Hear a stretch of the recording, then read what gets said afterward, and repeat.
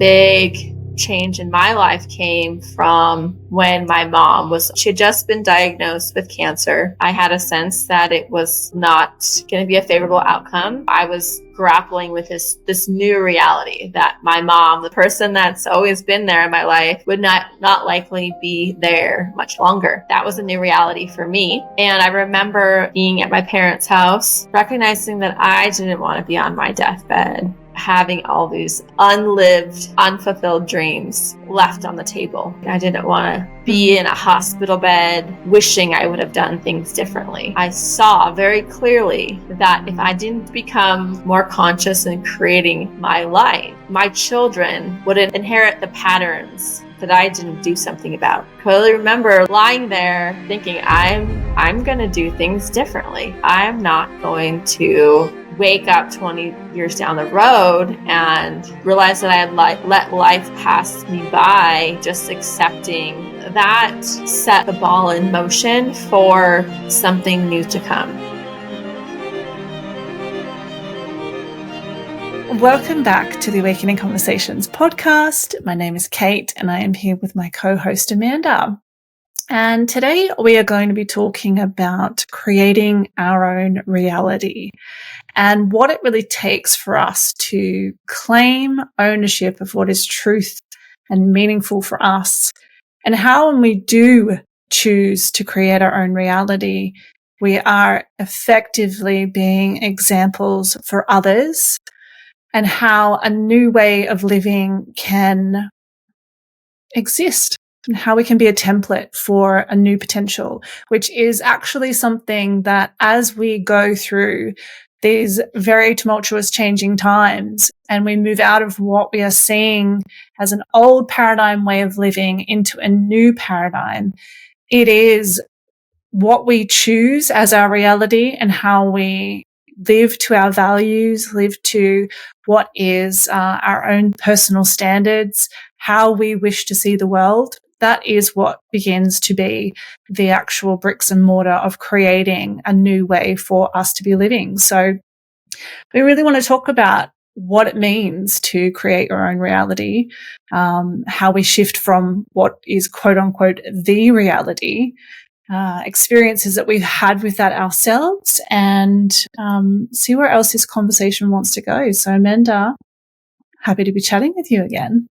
So this conversation has really been sparked by a recent trip that I took back to Australia, and in particular, a very rural part of Australia, a very small country town. And it really struck me how different life is in this particular area, how different it is to live in a place like that, and the mindset of people, and the reality that exists there. Sometimes when I do go home to visit my own home country, I sometimes feel like an alien there because the reality that I experience seems so outside of what is quote unquote the norm there.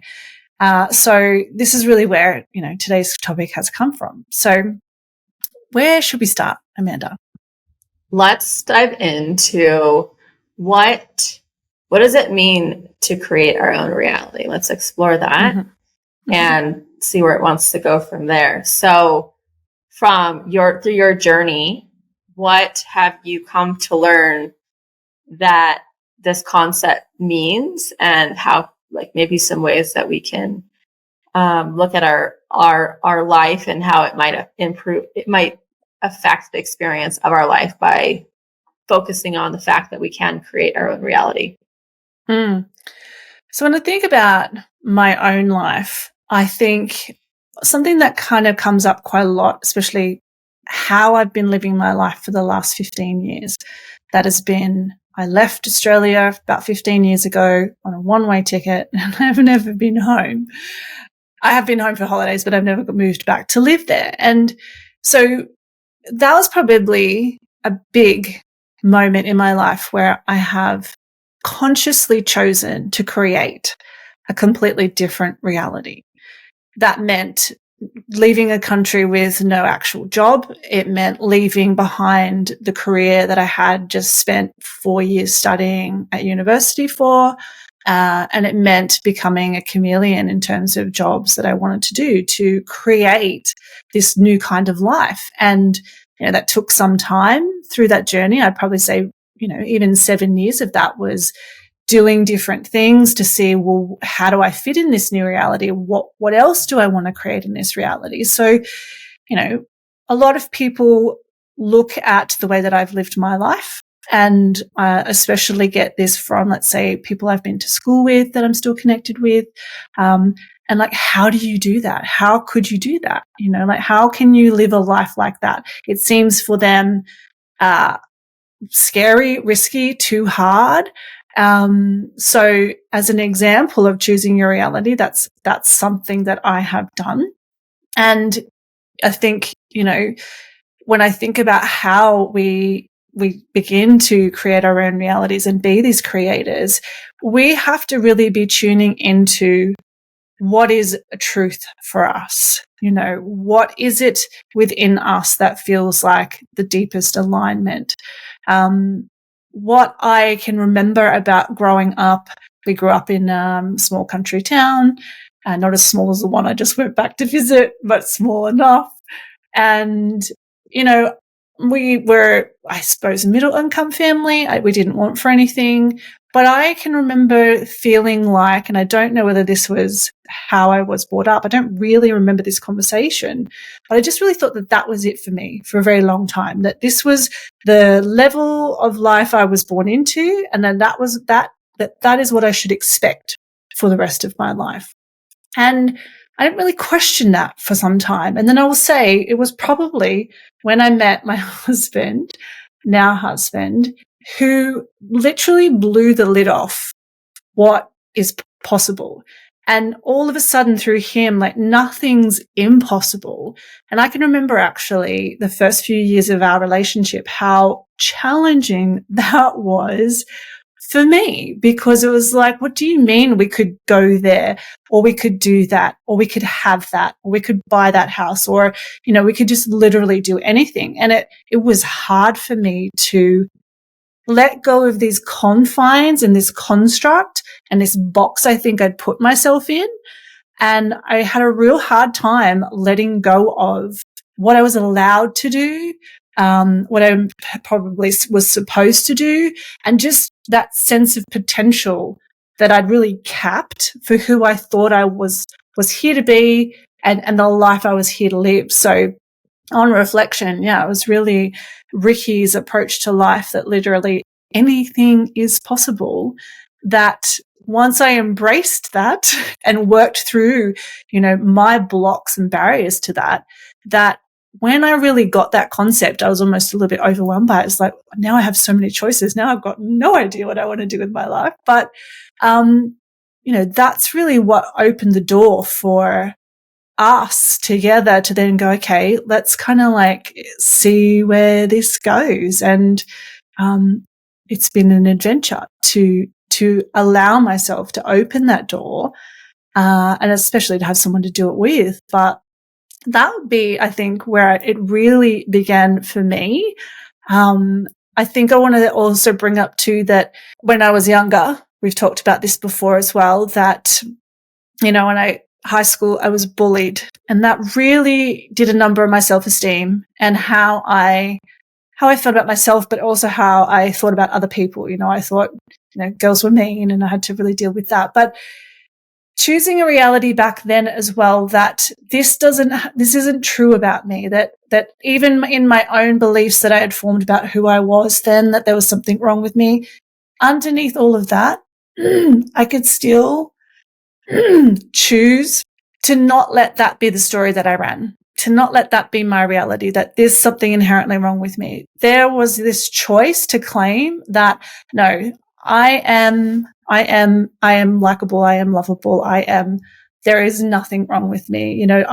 I'm just unique and I'm different, so I think if we can look back through our own lives, we can even start to see where we've had our own moments where it's like a very micro choosing of our reality.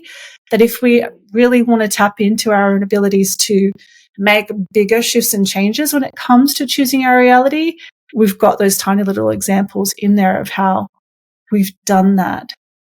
What about you? What's your experience been? Before we dive into me, I'm curious what you think of where do you think Ricky developed that sense of anything is possible? Yeah, it's such an interesting question because he came from a completely different background to me, where the family didn't have much, so his mum was a single mum from when he was about 7 and sort of in and out of relationships and, 4 kids. And I think he was the eldest of 4. And I think his life circumstances, he just wanted more than he had. I think some of it's his nature, but I think he just grew up to be like, okay, I'm going to create more for myself. And he's said he's just never thought that anything was impossible. No one ever kind of told him that, I guess. It was never something he ever considered. And he's said that, when he first met me, I kind of reined him in because I was like, oh, you can't do that. You can't do that. You can't do that. And he was like, oh, maybe I can't. So I had to do my stuff to let him run free. And, sometimes for me, it used to feel like, he's this balloon up in the air and I'm trying to grab onto him and like pull him back down to earth with all of my, oh, but what about this and what about that? I really had to let go of like trying to rein him in, realize that actually, I could probably let myself go as well. It's really is just where do we set that glass ceiling for ourselves of what truly is possible? Yeah, it's interesting how we choose partners, right? So maybe he needed a little bit of reining and you needed some exposure to maybe what else is possible. So yeah, I think I would say it's the opposite in my relationship. I'm the one that thinks that anything is possible. And I'm trying to convince my other person that we can create things, we can change our reality. So for myself, I will say that I think what we talked about in our last episode, or the episode about the Akashic records, and looking at where my doubt comes from, and that being part, I don't know if I mentioned it on the episode, but it was from, I think I spoke with you afterwards, that I didn't believe as a child that I could change my circumstances, right? So really feeling stuck, trapped, and that's obviously the opposite of creating one's own reality, is believing that this is the reality I'm stuck with. And I think, and like you going back to your home country, I also recently went back to my home country. I was really able to see how far I've come and how much I have created, and how much I've taken responsibility for the life that I want to live, versus accepting the fate of my family, my genes, what I was born into specifically. And, obviously there's still stuff that I'm unraveling and working through that is the work that I'm doing. But I think that work is a process in creating my own reality, because I'm choosing something different. And I'll say that a big change in my life came from when my mom was on, when it was just, she had just been diagnosed with cancer, and I had a sense that it was not going to be a favorable outcome. And so I was grappling with this new reality that my mom, the person that's always been there in my life, would not likely be there much longer. That was a new reality for me. And I remember being at my parents' house, recognizing that I didn't want to be on my deathbed, having all these unlived, unfulfilled dreams left on the table, right? I didn't want to be in a hospital bed and wishing I would have done things differently. That was a realization. Also, I saw very clearly that if I didn't become more conscious in creating my life, my children would inherit the patterns that I inherited, that I didn't do something about. It's like I clearly remember like lying there and thinking I'm going to do things differently. I'm not going to wake up 20 years down the road and realize that I had let life pass me by, just accepting how things are. And I think that set like the ball in motion for something new to come.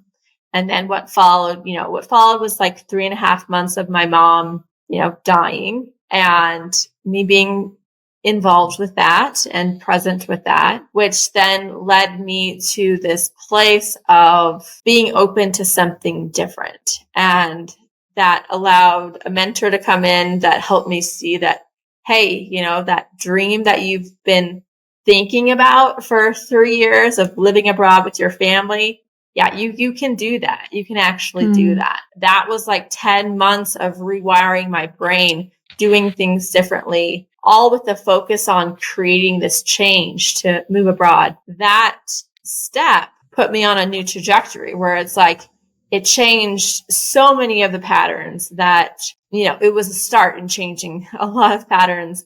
One of them being getting rid of my physical possessions, going through that process, because that's, my parents have a challenge with possessions. And so for me, I tended to hold on to things. I would get a gift and I'd have trouble letting it go. And so you just like stick it in the closet, and stuff became a burden for me. And so the process of releasing all my possessions was such a liberating experience for me. And then that liberation created space for me to live in a different way. And so, as I told you earlier, I'm reading, or I'm listening to Joe Dispenza's Becoming Supernatural at the moment. And he talks about us being in loops, and he talks about us every day as an opportunity to create a new reality. Every day that we live the same patterns of our past, we are not creating a new reality. And every day that we choose something different, we are creating something new. When we consciously choose it, rather than, things could be left to fade a little bit. It's both. It's like a dance with the universe, and we can ask for things, and but being open to realizing that whatever we're in right now, this is just what we're in right now, and that can change. And so I think, something important is the belief that we can change. Part of me being able to convince my husband and our kids to sell our house, get rid of all our possessions, that came from this strong belief that I focused on, that I kept to myself, or I did not share it with many people until like the ball was like already rolling fast down the hill. There was no stopping. There was there wasn't anyone else coming in with their limiting beliefs of my plan to stop me. And so I did not tell many people until it's a done deal. Like, our house is on the market. We're selling all our possessions. Come over and buy some stuff. I think a couple of months out is when I started to tell people. And so I wasn't allowing other people's limiting beliefs to stop me and what I wanted to create. And I think a lot of times what I realized is that we've created a reality, and with that, that reality is always being reinforced by the people around us. And so if we try to change that reality, other people can come in and like start to question us, and that might plant some doubt in our mind. And so it can derail us when we're trying to do something that's beyond what feels comfortable, beyond what feels maybe natural to us. And so it's really important that we're aware of our environment, the people around us, like what we're consuming, the media, right? The media is such a source of fear. Are we consuming a lot of fear-based content, or are we consuming things that that's telling us that we are the creators, that we can have these things, that we can live abundant lives? Because those, we can go down multiple different pathways, but though the pathways that we can go down are very different depending upon what is reinforcing our belief system. So I just said a lot of things there. So I'll just go ahead and pause and pass the baton to you. Yeah, I love all of that because, the big challenge that we face when, even if we have this spark of, like you said, you had sat on a dream for 3 years because you were not in an environment that nurtured that to be true potential, true possibility. And that is one of the big challenges, is that, we have these things that live inside of us, these dreams that live inside of us, yet we are surrounded by either family, community that would, if we were to speak those things into existence, push back. And it's so interesting the way that you said that, because it reminded me of when Ricky and I first left Australia, and we were renting a place for a short period of time before we left, and the girl that I worked with. And we'd literally decided probably within a week that, you know what, okay, we watched some documentary on 60 Minutes about Dubai. I'd been talking about going to work in Saudi because I was working as a radiographer, and we kept getting these magazines in the hospital about nursing jobs in Saudi, and they make all this money. And I figured, well, I'm a radiographer. It's the same building. Surely there's jobs for them as well. I don't want to go to Saudi, but there's a couple of jobs in the UAE. What about if we look at that? And then, Ricky found the 60 Minutes documentary. We went to an internet cafe because we didn't have a computer, and we watched it at an internet cafe, and we're like, it's talking about the construction boom. Ricky's in construction. And we literally sat there that day and we made the decision. We're like, let's do it. We went home, told my friend, and she was just like, what do you mean? And we're like, within about, I think, the span of 3 to 4 weeks, we sold everything we had down to the knives and forks, our car, and bought a one-way ticket, took my cat to my mom, said, look, we'll send for her in a week when we find a place. And my friend's head was spinning. She's like, what do you mean? Like, she could not wrap her head around the fact that we would just make that decision and then act on it and literally go. And so, there's an example as well of how people may not understand the choices that you want to make when you really are striking out to create a new reality for yourselves or for yourself. And, it goes against mainstream beliefs sometimes. And we need more now than ever people to be thinking about what else is possible, what other potentials exist for ourselves, to then be examples for others, but also how that gives us new ways to be living in a way that collectively, the more of us doing that, that creates the shift that we really want to see, that creates a new reality for us collectively. Because the only reason we're currently in let's say the larger reality here right now is because we've never questioned that. We've followed the rules. We've listened to the people in charge. We've abdicated our power to those in authority. And what I also want to say is that one of the challenges that we face when, we really want to create something different is that, there is this expectations of society. There's the norms that we have grown up with. And, anytime we choose something outside of mainstream belief, like we step into that new lane where all of a sudden we're strange, we're weird.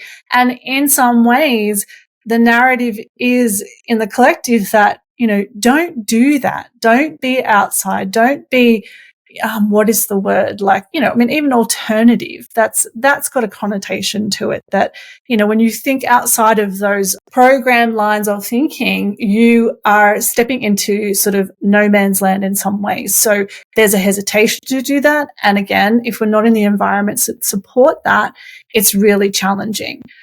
But we're really here to say that. And if, you need someone like we had, I had Ricky, Amanda had a mentor that really said or showed both of us that there is more that you can choose, and it is okay for you to choose it. So let us tell you that despite the situation you might be in now, you can choose that.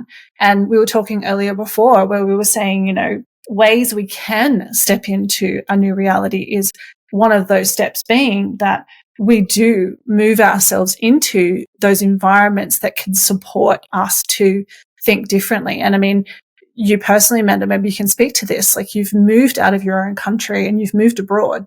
How was that a door that opened for you to continue to really craft that. And it wasn't something that just sent you running back home going, oh my God, that's way too hard. It was hard. I will say that. It wasn't easy. It was a determination that, I don't know, it was like something activated within me, knowing that this pathway had something for me, because I imagined it for 3 years. But my belief system didn't allow me to consider taking those steps. I didn't believe I could have the resources. I didn't believe that, like, how could I convince my husband? How would we tell our family? What if, all the what ifs, right? Back when I didn't believe it could happen. And then it was like a seed that was planted that, yes, it is possible. I am not going to, it's like tunnel vision in a way. It was, and so it felt so, it's almost like I got permission to go for it. Like I couldn't fail at it. And so therefore I'm going to take the jump and go. There was, I think, a lot of imagining what this life would be like. And a lot of that imagining was, I think, naive to some degree, but at the same time, because, it's not that moving to another country solves your problems. It's like, it was like we moved and it's like, okay, now it's time. You're in the environment where you can address a lot of the things that you haven't been addressing. It was like my husband and myself, like we were living on a regenerative agriculture farm in Costa Rica, and we had this like beautiful porch that just looked off into the food forest, and you could see the ocean way off in the distance. And we sat on that porch for 3 hours, many times, going into the depths of our relationship and who we are. And it was not something, there were conversations that we weren't able to have back in our old life, because we were living in ruts. We were just like, we could avoid having these conversations. We could, we created something where it was like we could coexist, and, but it wasn't really what either of us truly wanted. Like we were going through the motions. We created a situation where we could then deal with what we needed to deal with to get someplace new. And so sometimes to create the reality we want, we have to also deal with some hard stuff before we can. And sometimes maybe that's why many of us don't more actively create the reality we want, because it's easier to stay in the status quo and not go into those tricky places. Yeah. And so it's like, what is the saying? That it's like the beast that is, I don't know if it's the word beast, but something along the lines. It's like, I think it's familiar, the devil that you know, isn't it? The devil that you know. Yeah. Yes, is like safer than the devil that you don't. Yeah. Right. And so anyway, so that's like, it's like the decision. It got this ball rolling, and it's like momentum developed. And I was Joe Dispenza talks about creating a new reality of who you are. And it's like, I remember being at Trader Joe's. It's this, I don't know if you know, do you know Trader Joe's? I know the name. Yeah, it's a cool store that we have in the United States that has a lot of, I don't know, it's a cool store, food items. I remember going there one day and I'm like, I want to just be someone who lives in like clothes that you could go camping in. Like, I don't want the reality of having to dress up to impress people. And then I realized, I'm like, oh yeah, I'm creating that reality where I could be a person that dresses in camping clothes. Like, I want to camp. I haven't done a lot of camping, but that's like the feeling that I want. I remember and I was such in that energy of this, like, seeing this new person. It was me leaving the identity of like who I thought I should be, of like all the things ideas that I accumulated in childhood unconsciously, right, from society. What does it mean to who should I be? What does it mean to be successful? What does it mean to live a good life? All of those ideas kind of unconsciously push us into making certain choices. And I can remember like after I became a doctor, like getting a suit and feeling so uncomfortable and gross. And like, this is not me. This is not who I am. I feel like I'm playing dress up. I feel like I'm a fraud. And this is not the life that I want to live. Yeah. And so to then be in a place where I'm like, I'm creating a life where I can just wear comfortable clothes all the time. And that's okay because that's the life I created. It's like we can create the persona that we want that is maybe different than what society tells us we should be doing, or what does it mean to be successful, or whatever value system has imprinted upon us that has pushed us in a particular direction. It's like really getting to know is like, what is it that I want on a deeper soul level? What feels true and honest to me? And it can be different. Like, it's kind of cool that I don't have to put on something that feels fake and uncomfortable, right? Yep. Rather than be like, oh, I have to get up today and I have to put this suit on and I have to go do this thing that I've been there, as far as like being on like a hamster wheel that I don't want it, like Groundhog Day, where you're just like, oh, I'm so stressed out and I don't want to live this reality. But I feel like I have to, right? I feel like I'm stuck. Don't feel like there's another way out. It's almost like realizing that there's more possibilities than our current mind can fathom. Yeah. And so what I think of when you say that is coming back to, the reality, if we really look at what we've been taught, right? And I think I said this once before, there's such a really narrow, limited set of options here, right? It's a well-worn path that we're taught to walk down. And in some ways, again, we don't ever question it, there's penalties for not doing it, like if you're in some ways, like I just think of like, I don't know if it's the same in Australia, but unless a child is, of course, enrolled into homeschool officially, you can't just not turn up to school. Like there's penalties for that. So like everywhere you go in society, there's some sort of guardrail, right? Like even when you get as adults, like you've got bills to pay, so you've got to have money, and it goes on and on and on. So it's kind of like you're always being corralled into this sort of, I'm going to say, like controllable lane where, we can have this conversation quite a lot, that it's about keeping you busy, keeping you tired, keeping you stressed, keeping you reaching for that better life, but you need more money to have it. The cost of living goes up, so then you've got to earn more, but then you've got, things constantly coming out all the time, like new phones, new TVs, new cars, whatever's, you've got to have the latest. Like that is a way, and it's also completely fine. But for anyone listening, that, so much of what you're seeing out there, if it really gets your goat and it grinds you in a way that like, this isn't right, there's got to be more to it than this.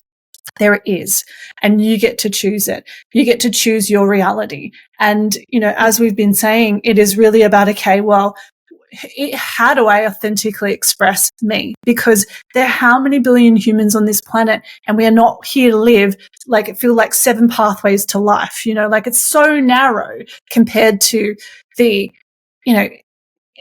infinite ways we can express ourselves. And I think, if we can be our authentic selves, if we can be living in a way where we are thriving, where our life feels meaningful, where we get to live by our values, while that looks different, everybody is getting to feel a sense of fulfillment and wholeness and joy and satisfaction out of life. And to me, I hold very high ideals of where humanity can go, but truly believe that if enough of us are choosing these paths that feel right for ourselves, we are moving in a really positive direction, because none of us really want to be unhappy, stressed, taking tons of drugs, drinking shitloads of alcohol, consuming shitty food. Like, we do those things to cope. We don't do those things because inherently we love doing it and just can't get enough of it because it brings us so much happiness. We do that because we're escaping and trying to numb out the dissatisfaction with the life that we're living. So yes, you can have a different life. And yes, it can be challenging to take those first steps because there is risk involved. Risk of, will it work out? What are people going to think? People won't understand depending on the situations that you're in.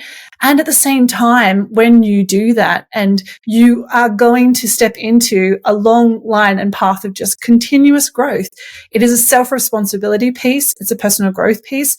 You're learning how to be strong, make decisions, to come back to your alignment, to know which way to go. So it's like an incredible thing to step into saying, no, this doesn't feel like the reality that I want to follow. This does. Let me explore it. You can face that fear with what you have, and each step you take will bring you into a place where you're expanding, you're growing, and ultimately it is the way that our consciousness and our awareness of life will continue to expand. So it's like, it's a portal and a doorway that you walk through that, having walked through it for quite some time, like, it is just a path of it is a path of expansion. It is not a path of just this going in a straight line where the walls might feel like they get tighter and tighter as life gets harder and harder and just more dissatisfying. So, again, I think we said this at the start, when we start to step out of those norms and we show that it's possible, we create opportunity for others who are feeling this way as well. So it's like, this is where we talk about being way showers, that other realities are possible, that we can thrive in different ways of living with each other, for ourselves. And I honestly believe that none of it ever really leads to, when it's coming from our authentic expression or alignment, it doesn't lead us to places where we harm other people, or we're trying to tread on other people, or we're trying to have more than someone else, right? It's such a different consciousness. It's such a different vibration. It's such a different mentality to hold when we're choosing to create our own reality, right? Like, there's more about inclusivity. It is about others. We're looking for those others, and it's always about some form of personal growth or spiritual growth, or having more, but in a way where it comes inherently from within us rather than from externally. However, if you choose to have a path where that also involves accumulating more things, that's also okay. But when we're aligning to that truth within us and we're following that as a reality, I feel like it just is something that unlocks and unlocks and unlocks, the true things that we've come here to experience, of that are all inward senses of abundance, as opposed to sort of those external things that we can accumulate in life, which is society's idea of, how success it plays and out. value and worth and all of that.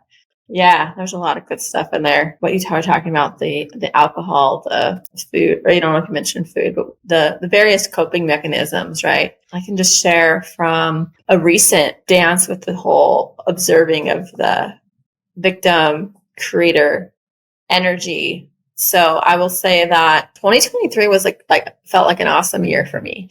I felt like I created a lot of new space, and it felt like a good year.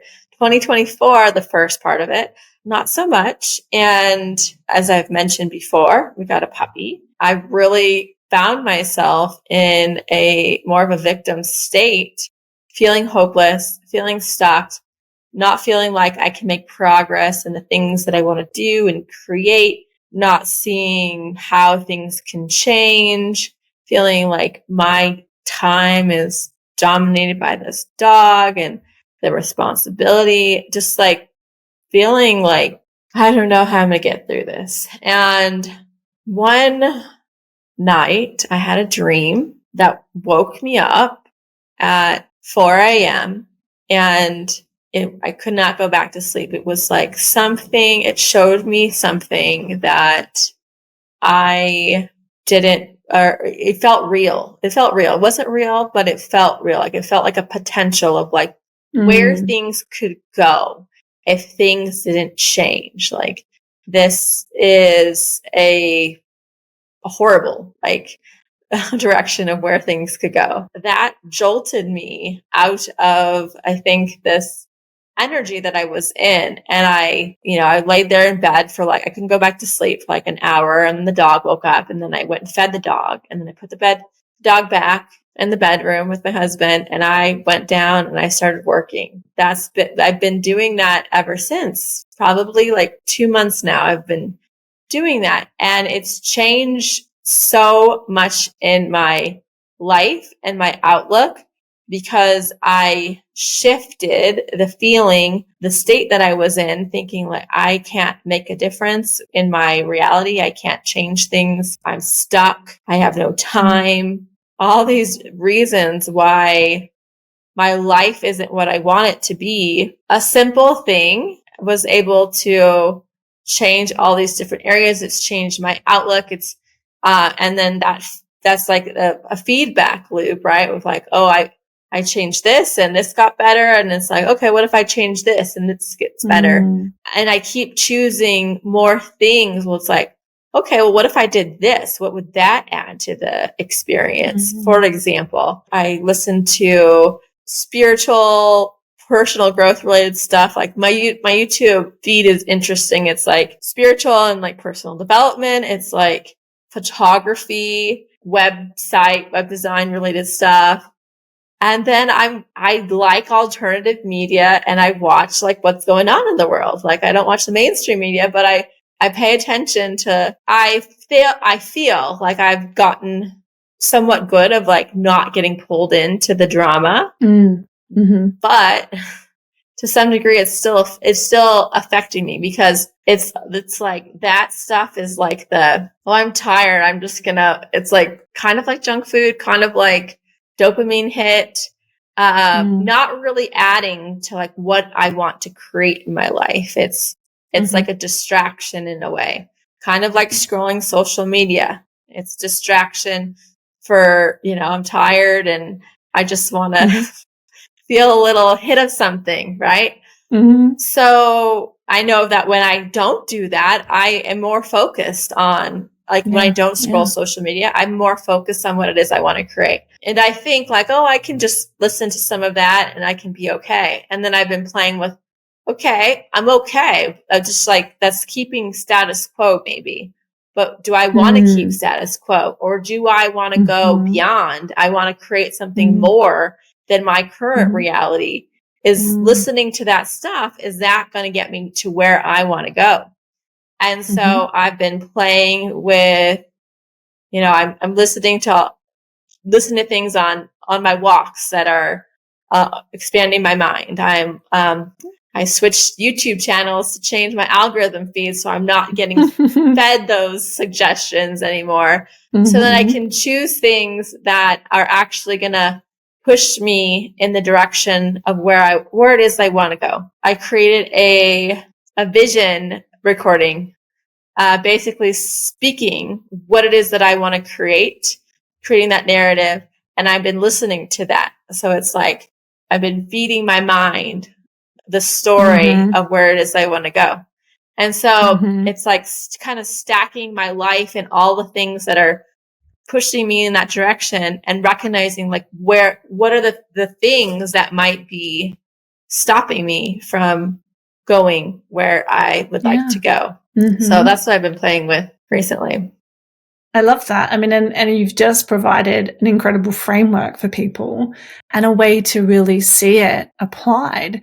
And I'll say, second to what you said, is that social media is a massive one for me, and I agree, like you, I feel like I've gotten to the point where I can be in it and like detach from it. And I think because I'm not in there enough, my feed's gone to something really boring that I'm just like, oh, yeah, I don't need to look at this. Like, what else? I tap out. But when I am like in a habit of getting out of bed, I read my emails first.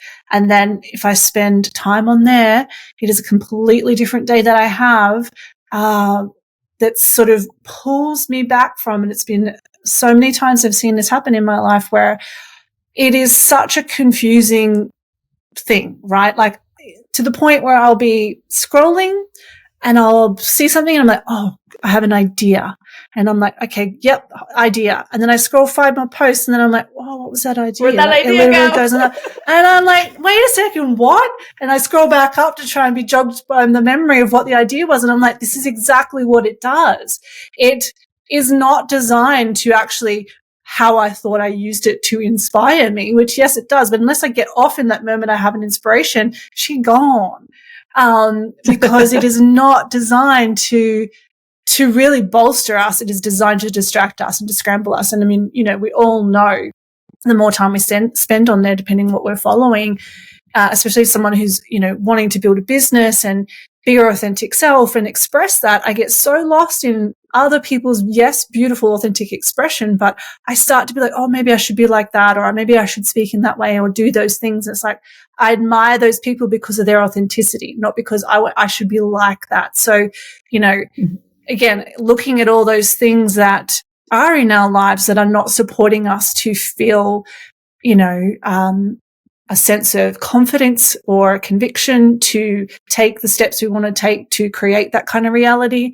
Where can I clean that up? Social media, as we said, is a massive one. And let's even come back to it of like, how are we even feeding our physical body? Like, how are we taking care of our vessel to feel, well?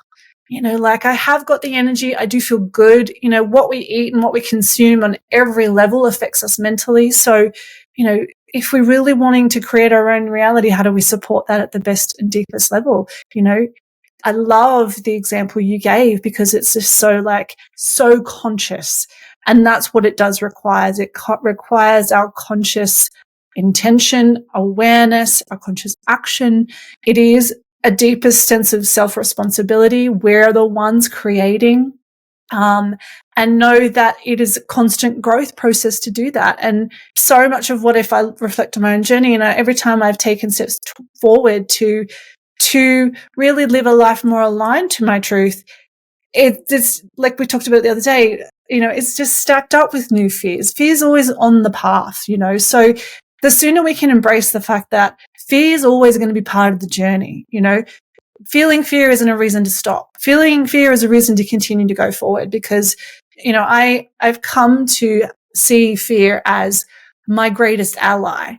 I see fear as a woman standing at the gate of the next version of me, the thing that I want. And while it's really painful to pass through that gate of fear, fear wants the absolute best for me because fear knows that what's on the other side of me facing that is this transformation, is this, thing that I desire so much. And it's like fear holds the highest standard for me. That's how I've come to see fear, like it really does, right? Because you face that, you change.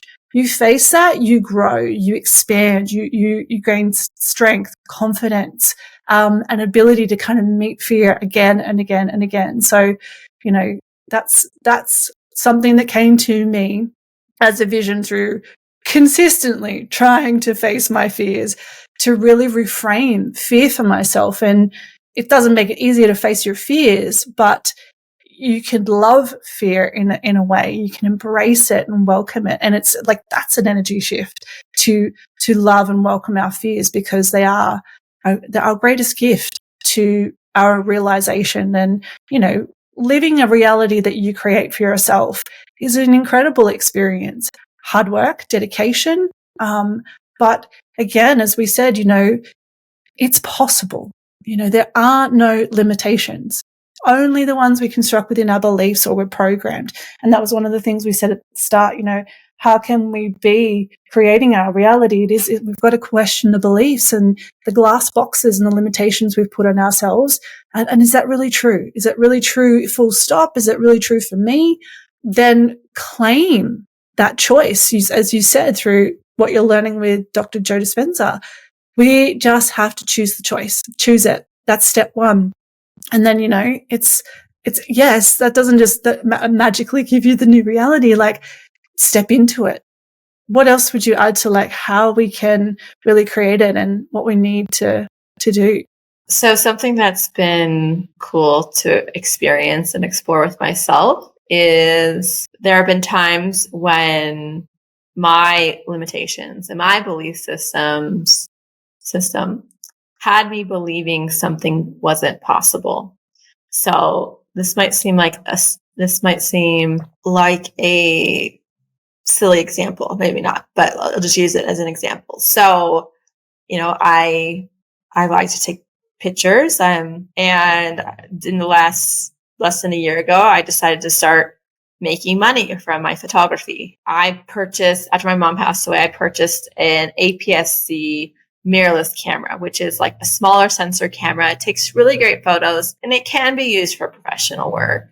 However, a full frame camera is a larger sensor and it allows for more capability, more flexibility with how you can use the camera. I was operating with I'm just an APS-C photographer.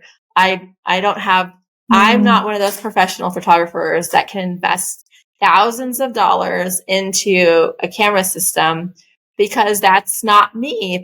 I'm in this box over here. It's my belief system. And then one day, I had some jobs coming up where I was excited about, and I saw myself with a full frame camera at this event. And I'm like, but I can't have that. That's not me. That's not my reality.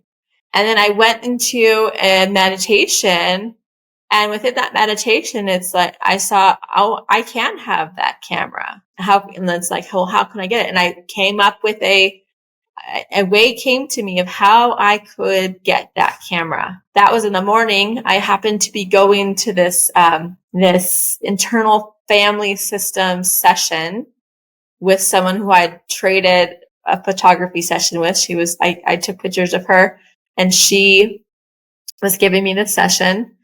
And I went and she helped me work through some inner child stuff. And at the end, I'm like, oh, I'm getting that camera. That in a way, the camera represents the limited mindset that I had of what was possible for me, and how quickly in just an hour or two, the reality of what kind of identity that I have was able to shift into something different it's kind of simple, right? Like the example of I'm this, I can't have this, to I can have this, I am this, and that box that I put me in was keeping me from even considering it as a possibility. And I think we can apply that to many different aspects of our lives. Absolutely. Yeah. I think that's a great example. I guess getting back to like asking questions of like, what is possible? Another, I'll go there. If I didn't know how something could come to be, starting to ask the questions, whether it be in meditation or in other states of like flow, start asking questions. How is this possible? I find the answers come to me, whether it's internally, like an internal knowing, or, like hearing something, seeing something, or it comes to me from other people. The answers come to me of new ways of making something possible that I want to create. So I think getting curious and asking the questions, how something can be possible, and trusting and being open to what wants to come in as far as answers are concerned. Beautiful. And I think something else you said in there too was like, in your other example where you've recorded that vision for yourself, like create the vision. And, it makes me think of timelines, right? Like if we really get very spiritual and metaphysical in this moment, like there is only the now in reality yes, there's only now. So I've come to understand it as like, if you imagine that you drew in, like, I don't know, I always pull my hands into what feels like the now, so just like a bubble around me, right? That's the now. And in this exact moment, whatever I choose next, like whatever I say, whatever thought I think, whatever little action I do, like you could splinter off into billions or an infinite number of directions. And so it is coming back to that, to being as present as you can with yourself, to then say, okay, what do I just want next, right? And it is technically a moment to moment thing, but it's like, how are you really experiencing this now? But this now choice informs the next now choice and the next now choice and the next now choice. So it is the work to be as conscious as we can, to be as aligned as we can, to be grounded and centered and present as we can, so that we are able to, and again, I think that what presence really helps us do is, I kind of put my hands around my head like it's like a bubble of presence, where it's kind of like when we have a practice of being able to come to our center, we can like literally look at like all the chaos and the crazy out in the world and have an internal moment of like, what do I want to choose? What do I want to choose? You know, when we're fully engaged in that external world, in that other reality or the reality, we can get so lost in it. You know, our mind's connected to it. If we're reading the news, watching the TV, deeply in social media, like it's like, I imagine it as plugs plugged into my head. It's just feeding that mind, that the rats on the wheel, the spinning. So presence practices and how we can come back into our body and, you know, center and ground, to even be in the midst of chaos, like come back into you and your world. What do I want to choose?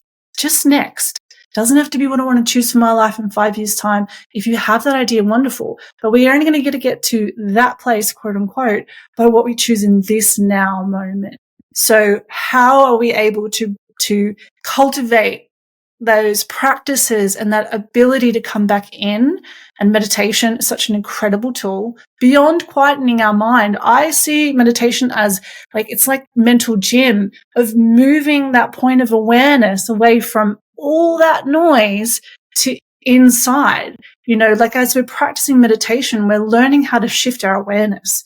You know, yes, beautiful benefit of that is that our mind quiets because we're coming back to the point where our awareness comes from. We're choosing where we focus it. So that's such a powerful way for us to be able to grasp our sense of control in amongst all of what we see, what we hear, what we're bombarded with.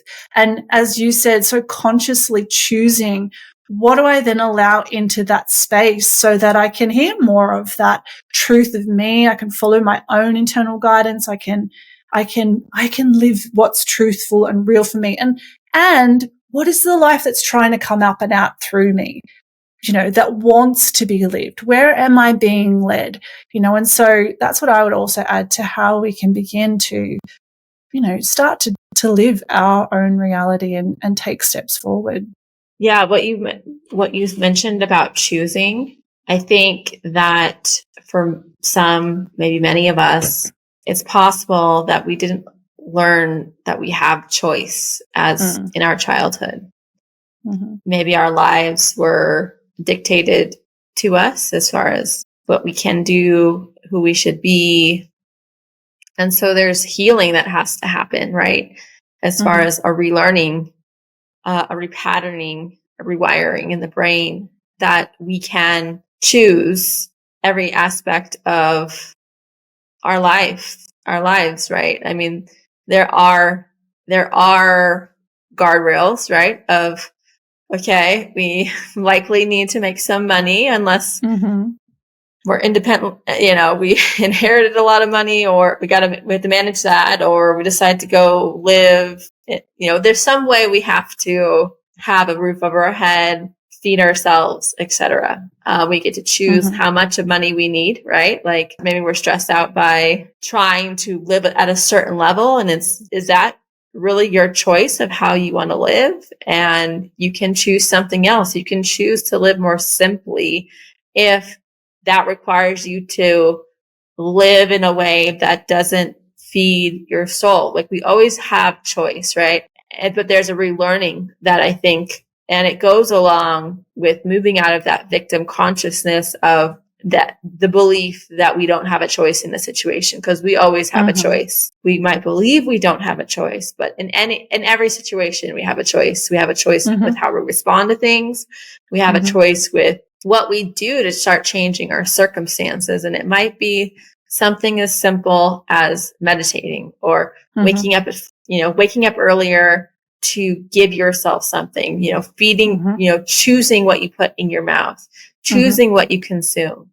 Everything we do is a choice. Who do we surround ourselves with? Maybe we're in relationships that tell us that we're not worthy, that we can't do things. And it's ultimately we're choosing, it might be hard to leave. I'm not saying it's easy, but ultimately it's our choice in that situation.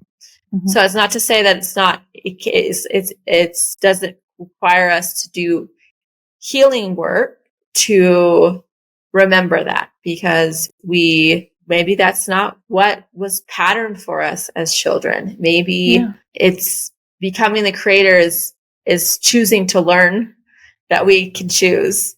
And that might be easier for some than others. But ultimately, if we look at it, our situations from a soul level, our soul chose to come in and have the experiences that it's having. And I think asking ourselves, why did my soul choose this? And that's been helpful for me, like the areas that I struggle with in my life. It's like, why do I struggle with this? Because my soul chose this. Why did my soul choose this? And it's because I'm here to get good at something that's hard for me. And so I can look at it as like, oh, it's hard. I don't want to do it. Or I can look at it as a challenge that I'm capable of little by little, taking steps to improve in my life. And so I think it was a meme or a video, something along the lines of like, procrastination is like an ultimate insult to God, because it's assuming that we have another day to do the thing that we should be doing, the thing that we want to do, but we're putting it off to tomorrow when we there's no guarantee of tomorrow. And so I think looking at each day as an opportunity to create the reality that we want to live, like it's done now. It's not done tomorrow. It's done now. So like, what is the vision? What can I do today? It might be something really small, and it might be something like the very beginning of that journey. But it's the first step that's and once you start taking those steps, Joe Dispenza talks about this, and it's also one of my gene keys is about, the gift is, the shadow is inertia, the gift is determination, and the city is invincibility.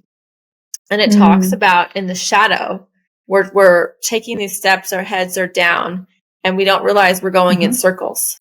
And so it's really just like taking one step a little bit different that gets us out of that loop, and taking one more step a little bit different. And so our reality changes. It doesn't have to be these big grand things that creates a different reality. It can be very small. And once we start taking more steps that take us out of those ruts, it like I mentioned, like that ball rolling, that snowball rolling down the hill, it creates momentum and it becomes easier.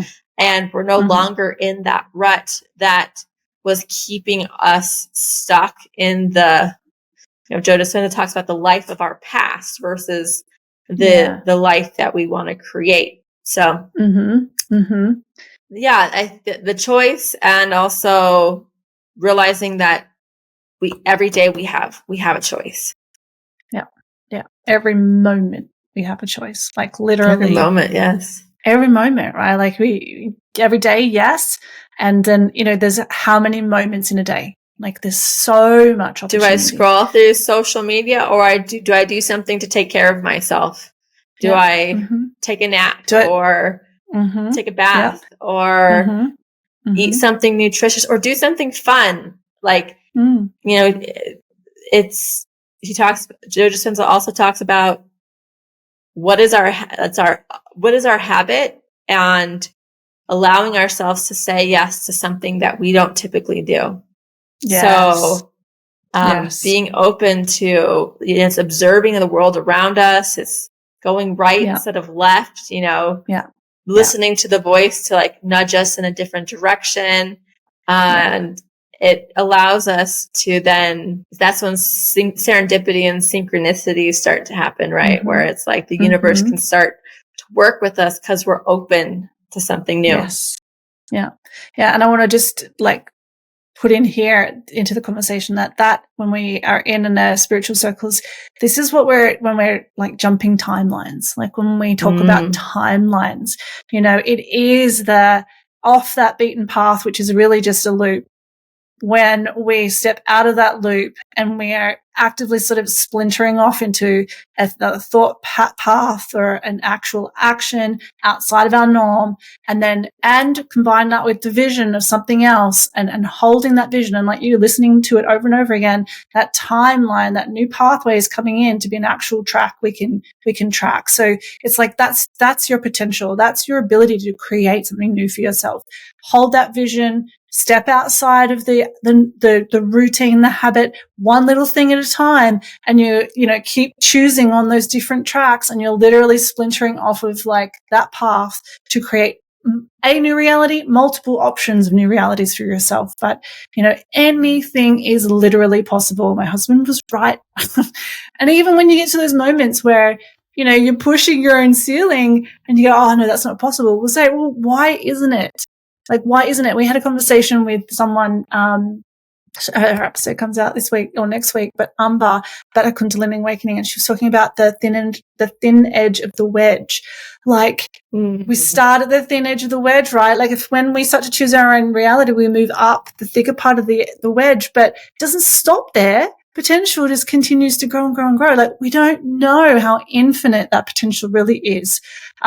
What we are capable of, and allowing ourselves to begin to open to that mindset, which is very different to the mindset that we're fed within the reality or the mainstream narrative. What are we allowing ourselves to believe? How are we allowing ourselves to perceive things? What would it mean for us if we were to open that up to something that feels more aligned for us? There's healing work in that. There's clearing work in that. There's the things we're not even aware that we're holding. I didn't think I had any beliefs I needed to shatter until someone came in and was like, you're dampening my spirit here. Anything is possible. So yeah, I hope that, for everyone listening, that it was an inspiring conversation, something that is food for thought to help you see that whatever it is you're experiencing in this moment, you have the power and the full potential to create a different circumstance for yourself, a better circumstance, one you really want, something that's aligned with your truth, your values, your authentic self. And that it is of course, it's a hard thing to do, to step outside of norms.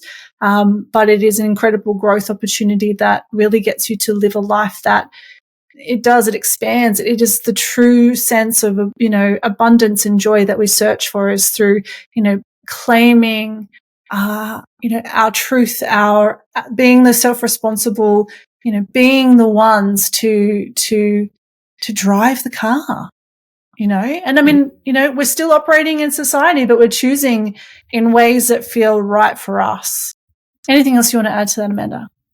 Yeah, I'll just end with one little story. There's a few that came up with what you were saying. For those of you listening, Kate and I are doing the Energy Guide program again this year. And Helen Fletcher, who we had on as a previous guest, I don't remember which episode it was, we did an exchange just yesterday. She was guiding me, and my issue that I brought to the table was my situation with the puppy, the dog, who I get triggered by, and he jumps up on me. I feel like I can't control him or get him to respond to me when he does that.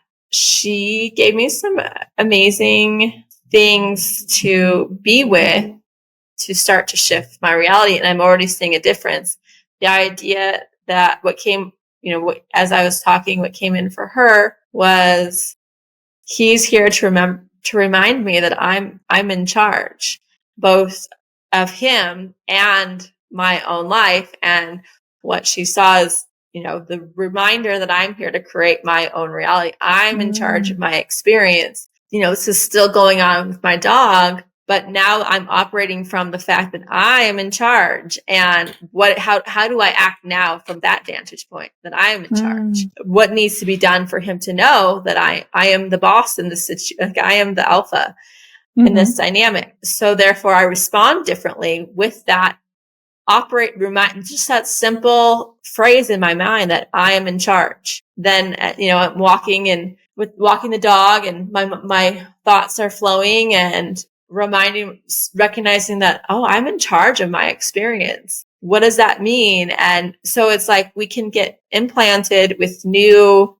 an affirmation essentially that we can remind us like who we are, what we're here to do, how we can be. So it's like I went from victim helplessness state to might not be happening exactly how I want, but I'm still in charge, and I'm gonna get an outcome that I want to get, because I'm creating this dynamic. And that's meant like me being able to be softer with him. And, she talked about how can you use your hands to affect his energy when he's all wild?